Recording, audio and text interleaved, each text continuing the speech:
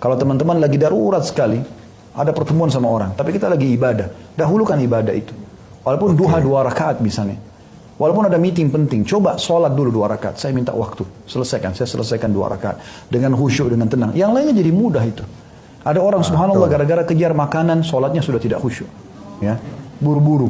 Akhirnya sujud, ruku, asal jadi saja. Padahal hanya untuk mengejar makanan yang bisa dia makan nanti. Gitu kan. Atau mungkin dia pada saat hanya untuk ngobrol sama temannya, hanya untuk angkat telepon, sholatnya sudah nggak konsentrasi. Nggak lagi, dia fokus.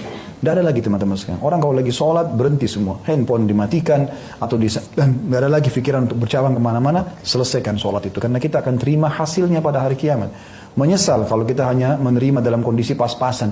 Kita untuk kembali memperbaiki amal kita nggak bisa. Susah. Ya, semua ibadah yang pernah kita lakukan, ya begitulah. Kalau dia kurang, ya kurang. Tidak bisa kita perbaikin. Kalau dosa kita masih bisa taubat, tapi amal soleh yang meningkatkan derajat di surga dan juga memperbaiki hubungan kita sama Allah, ini nggak bisa. Harus memang dari awal. Makanya setiap kali ibadah, ingat wasiat itu teman-teman, setiap kali ibadah, ketahui ibadah ini akan kita terima pahalanya hari kiamat. Maka maksimalkan. Kita sebentar lagi mau sholat asar. Sholat asar, tahu ini sholat asar cuma sekali kita kerjakan seumur hidup. Maksimalkan dari takbiratul ihram pertama sampai salam. Semuanya dengan kehusyuan. Kita harus yakin ini akan dapat pahala. Jangan biarkan syaitan mencuri pahala di situ. Karena kita yakin kita akan terima ini balasannya hari kiamat. Jangan hanya asal jadi. Nanti menyesal. Kata Nabi SAW, ada orang pada hari kiamat dia tidak terima sholat kecuali 3/4 pahalanya. Ada yang setengah, ada yang 1/3, ada yang 1/4, ada yang 1/10, ada yang tidak menerima kecuali seperti baju yang kusut diremuk kemudian dilemparkan ke wajahnya. Jadi semestinya seseorang harus hati-hati dengan ini. Mengagungkan Allah Subhanahu Wa Taala sangat penting bagi seseorang. Itu kunci kebahagiaan dan semua di muka bumi ini akan berjalan bersama kita kalau kita jaga hubungan dengan Allah SWT. Kalau rusak hubungan sama Allah, sehebat apapun kita melobi manusia sana sini, tidak akan bermanfaat. Allah akan buat kebencian akan lahir di tengah-tengah manusia itu sendiri. Bismillahirrahmanirrahim. Alhamdulillah, barusan kita sudah mendengarkan sebuah nasihat ya sekitar 2 menitan. Meskipun dalam keadaan yang singkat sekali nasihat beliau, yaitu Ustadz Khalid Basalamah.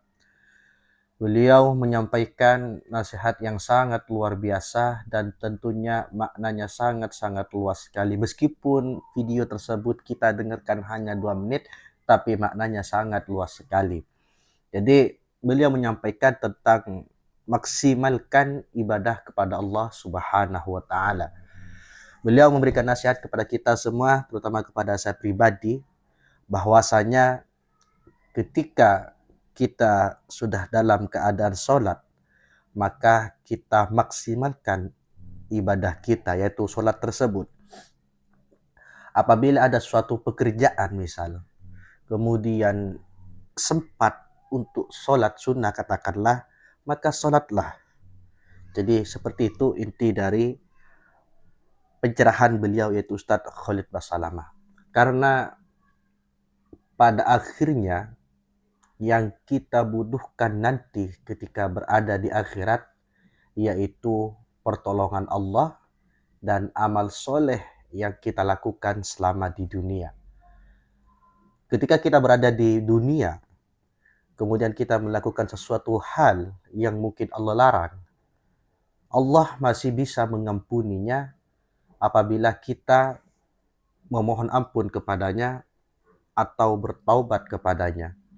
Tetapi kalau kita sudah berada di akhirat, apabila kita sudah meninggal dunia, maka perbuatan-perbuatan yang kita lakukan selama di dunia itu akan dimintai pertanggungjawaban oleh Allah Subhanahu wa Ta'ala. Apabila selama hidup kita di dunia itu banyak sekali amal-amal baik, amal-amal soleh yang kita lakukan dengan ikhlas, mengharap ridha Allah, kemudian amal soleh tersebut diterima oleh Allah, maka jaminannya yaitu surga atau kebahagiaan. Ya tentunya kalau sudah dimasukkan ke surganya Allah, maka akan merasakan yang namanya kebahagiaan.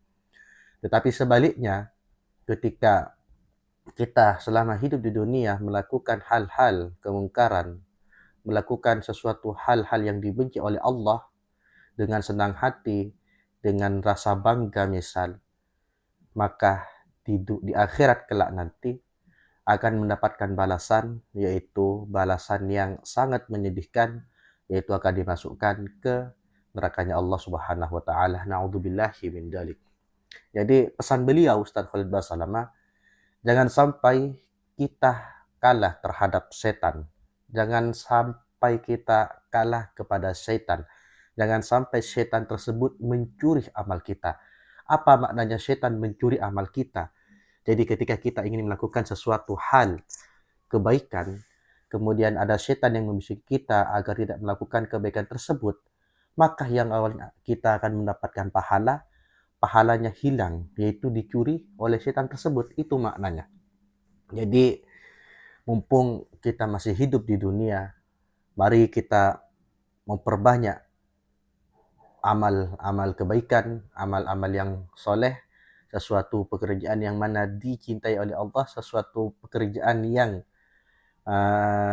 diperintahkan oleh Allah, dan kita berusaha bagaimana caranya kita untuk meninggalkan sesuatu hal yang dibenci oleh Allah Subhanahu wa taala. Dan semoga apa yang kita saksikan barusan mendapatkan ilmu yang bermanfaat untuk kita semua tentunya, dan semoga kita kelak di akhirat dimasukkan ke surganya Allah Subhanahu wa taala, diampuni segala dosa-dosa kita selama di dunia, dan tentunya kita semoga diakui sebagai umatnya, yaitu Nabi Muhammad SAW. Amin amin ya rabbal alamin. Mungkin cukup sekian video pada kali ini. Mohon maaf apabila banyak sekali kekurangan dan khilafan. Wallahu a'lam. Wassalamualaikum warahmatullahi wabarakatuh.